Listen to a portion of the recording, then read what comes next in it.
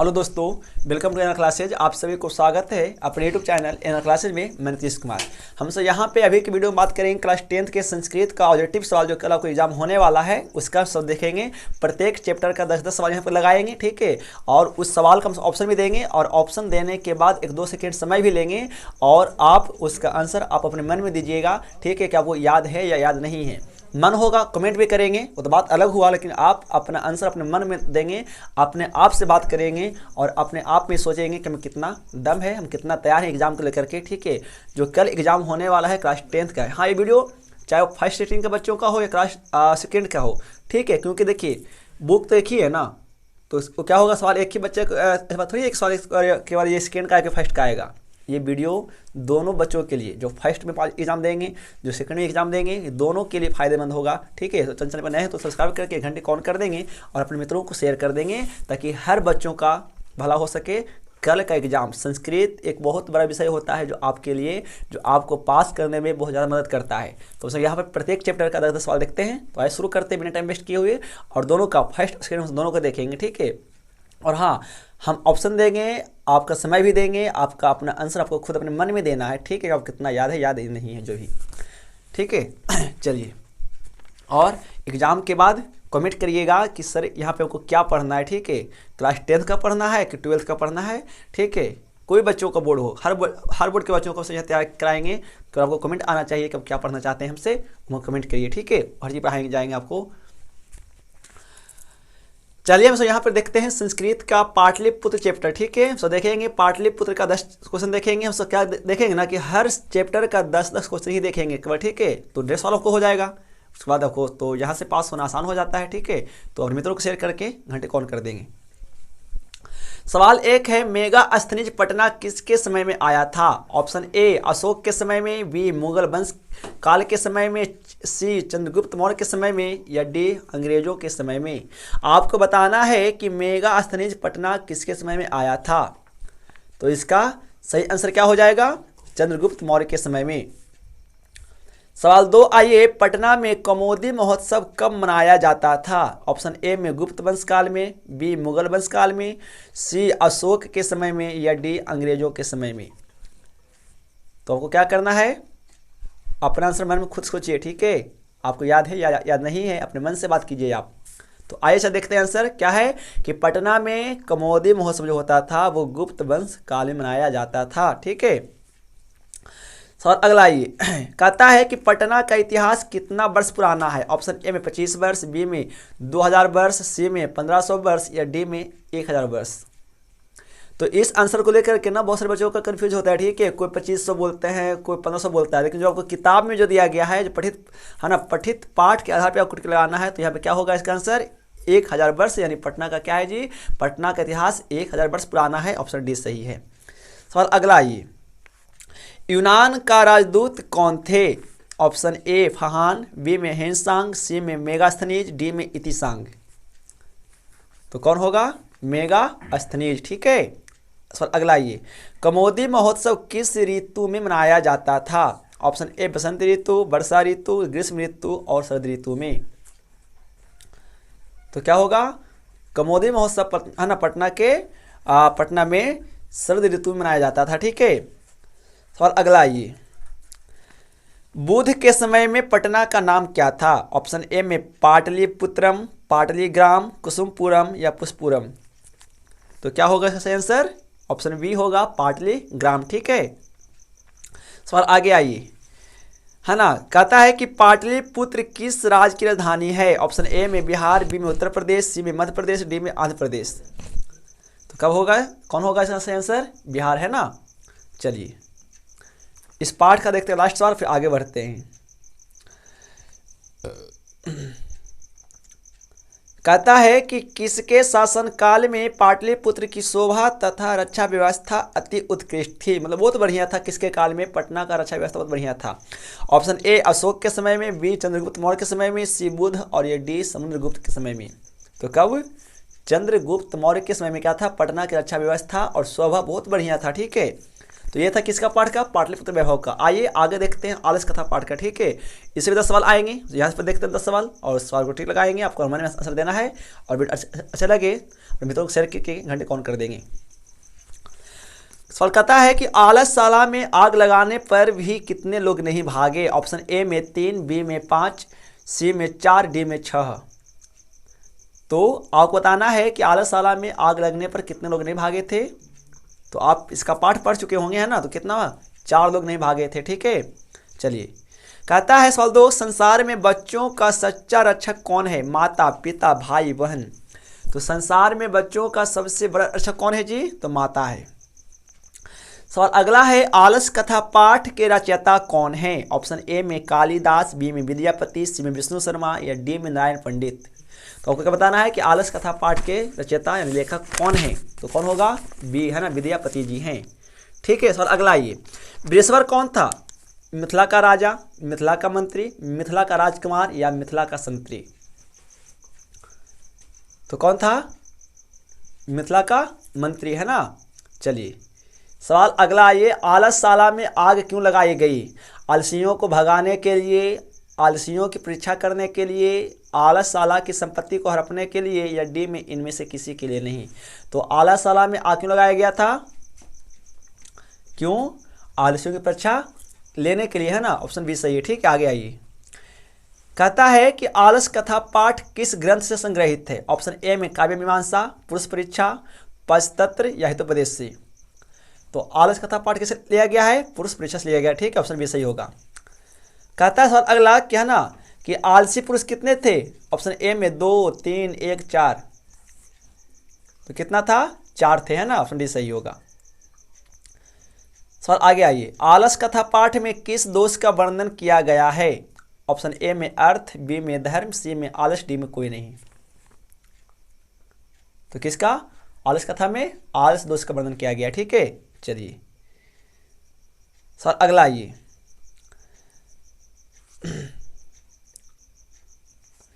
ये था किसका, आलस कथा पाठ का। अगला आइए, पाठ 3 देखते हैं, संस्कृत साहित्य लेखिका पाठ का देखते हैं 10 सवाल, ठीक है, क्योंकि सवाल इससे भी आते हैं।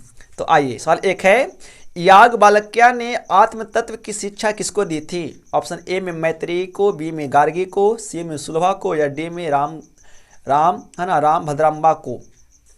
तो याज्ञवल्क्य ने आत्म तत्व की शिक्षा किसको दी थी जी, मैत्रेयी को। ऑप्शन ए सही होगा।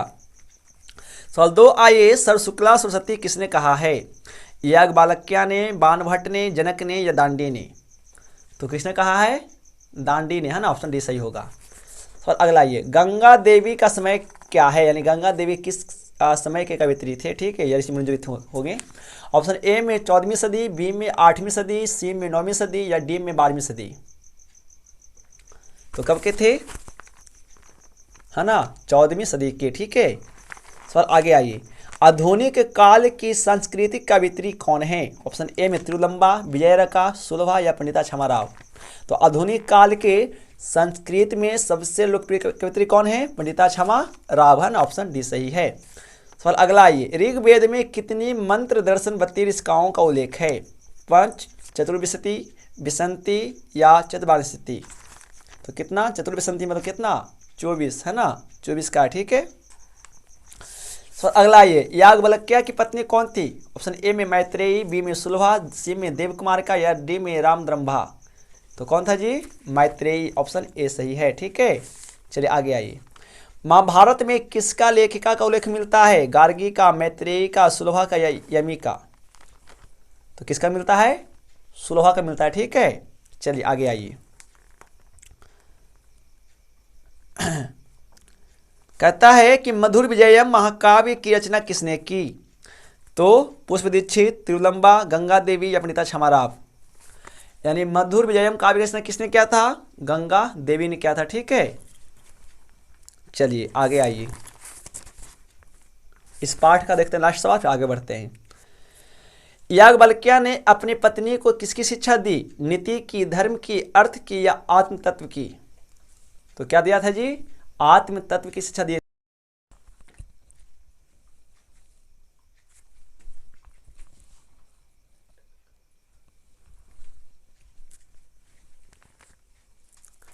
तो हमसे क्या करते हैं, सवाल देखते हैं आगे, ठीक है। कौन पाठ का, भारतीय संस्कार पाठ का, ठीक है। आइए कहता है कि प्राचीन संस्कृति की पहचान किससे होती है। ऑप्शन ए में धर्मों से, बी में धन से, सी में कर्मों से, या डी में संस्कारों से। यानी प्राचीन संस्कृति की पहचान किससे होता है जी, तो संस्कारों से होता है ना, ऑप्शन डी सही है। आगे आइए, ठीक है।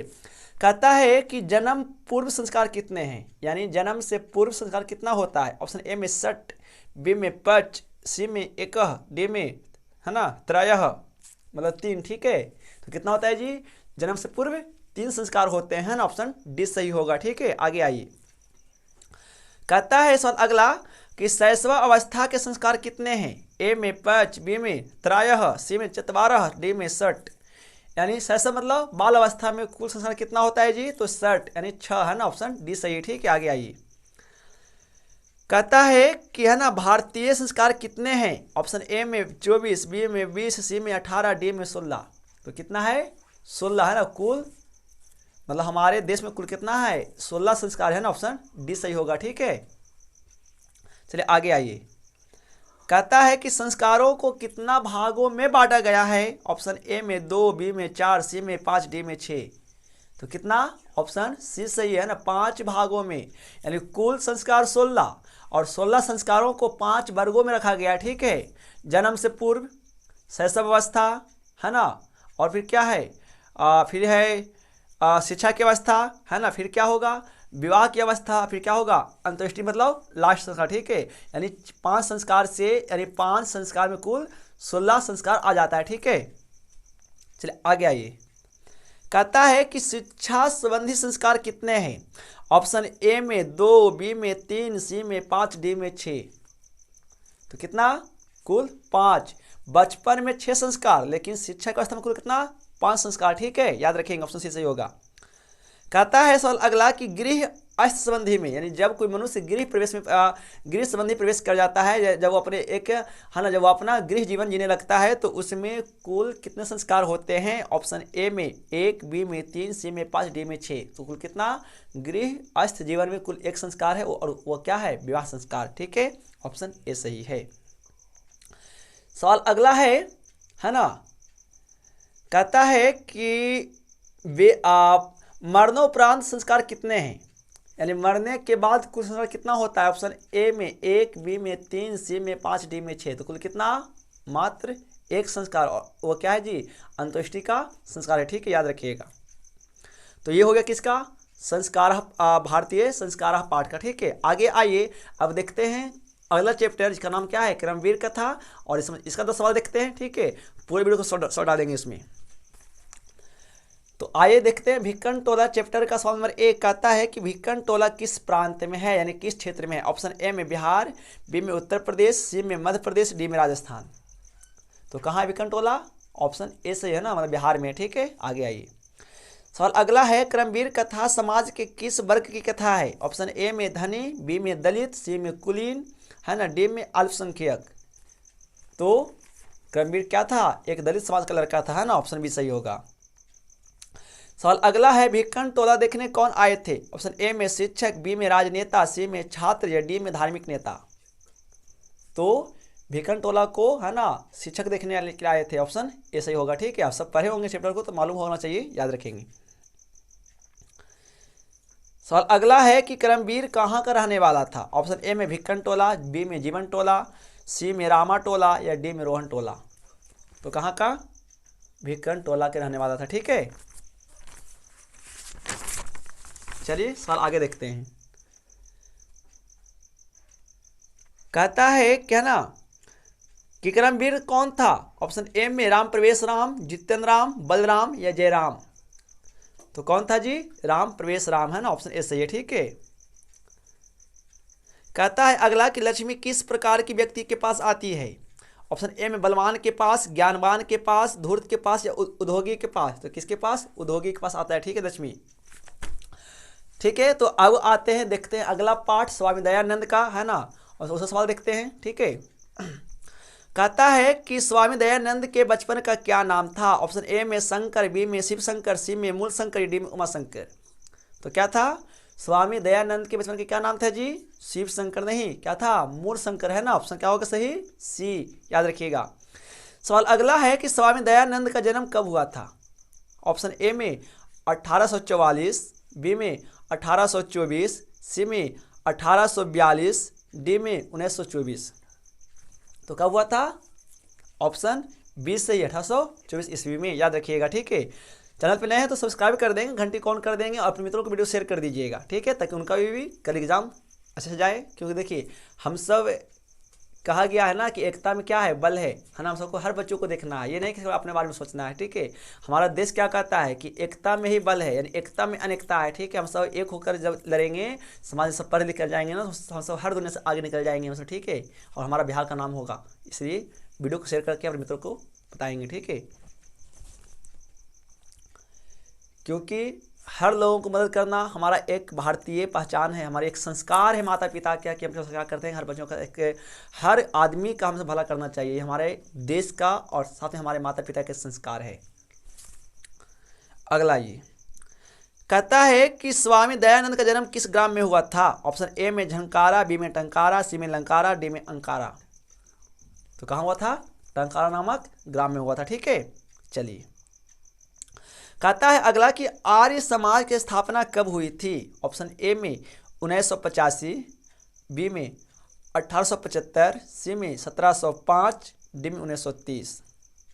तो कब जी? 1875 ईस्वी में। ठीक है, अगला ये स्वामी दयानंद का निधन कब हुआ था? 1875, 1883, 1945 या 1983। तो कब हुआ था जी? 1883 ईस्वी में।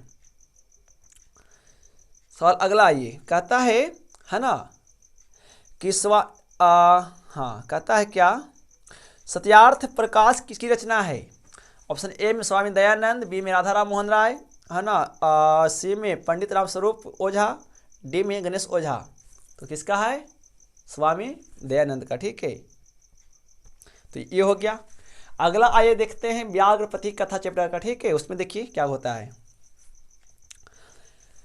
कहता है कि व्याघ्र पथिक कथा पाठ के रचयिता कौन है? ऑप्शन ए में विष्णु शर्मा, बी में नारायण पंडित, सी में दंडी या डी में बाणभट्ट। तो कौन थे? नारायण पंडित है ना। चलिए सवाल अगला है कौन स्नान करके हाथ में कुश लिए तालाब के किनारे बोल रहा था? ऑप्शन ए में व्याघ्र, बी में भालू, सी में बंदर, डी में मनुष्य। तो कौन बोल रहा था? बाघ है ना। ले लो कंगन ले लो। ठीक है, क्या बोल रहा था? कंगन ले लो, कंगन ले लो। और क्या होता है? कोई पथिक आकर के लाभ में फंस जाता है। कहा गया है ना लालच क्या है? बुरी बला है। कभी भी हम सबको ना लोभ में नहीं फंसना चाहिए। ठीक है, यानी कोई आपको लोभ दे कि सस्ता में अच्छा है, तो याद रखिए वो सस्ता में कभी अच्छा हो ही नहीं सकता है। हाँ, मानते हैं महंगा में अच्छा होगा, लेकिन सस्ता में कभी अच्छा नहीं हो सकता, याद रखिए। इसलिए हम सबको लालच में पढ़ना नहीं चाहिए। ठीक है, और सवाल क्या आता है ना कि व्याघ्र पथिक कथा से क्या शिक्षा मिलती है? ठीक है, सवाल भी आते हैं हिंदी में। सर अगला ये कहता है कि पथिक कहाँ फंस गया? ऑप्शन ए में नदी में, बी में तालाब में, सी में कीचड़ में या डी में गंगा तट में। तो पथिक मतलब है ना जो पंडित वो था, वो जा रहा था रास्ता में, वो कहाँ फंसा था जी? कीचड़ में, है ना। चलिए सर अगला ये कहता है कि दानशील कौन था? व्याघ्र, दुर्जन, सज्जन, है ना, दानव। तो दानशील कौन था? व्याघ्र। क्या वो दानशील वास्तव में था? नहीं था। उसकी मतलब क्या क्या था? वो अपने भूख को मिटाने के लिए ना दूसरा आदमी को लोभ देता है। देखिए आज दुनिया यही है कि अपना भूख मिटाने के लिए क्या करता है ना, दूसरा लोभ देता है कि आप हमारे जान में आ जाइए। ठीक है, और लोग फंस जाते हैं। इसलिए कोई भी आदमी ये याद रखिए कि कोई भी आदमी अपना नुकसान चाह करके आपको फायदा नहीं चाहता है। ठीक है, लेकिन एक शिक्षक ऐसा होता है जो अपना समय बर्बाद करके आपका भविष्य बनाता है। इसीलिए कहा गया ना कि विद्यार्थी का सबसे सच्चा दोस्त कौन होता है? इसका टीचर होता है, जो अपना समय बर्बाद करके आपका भविष्य को बनाता है। याद रखिए।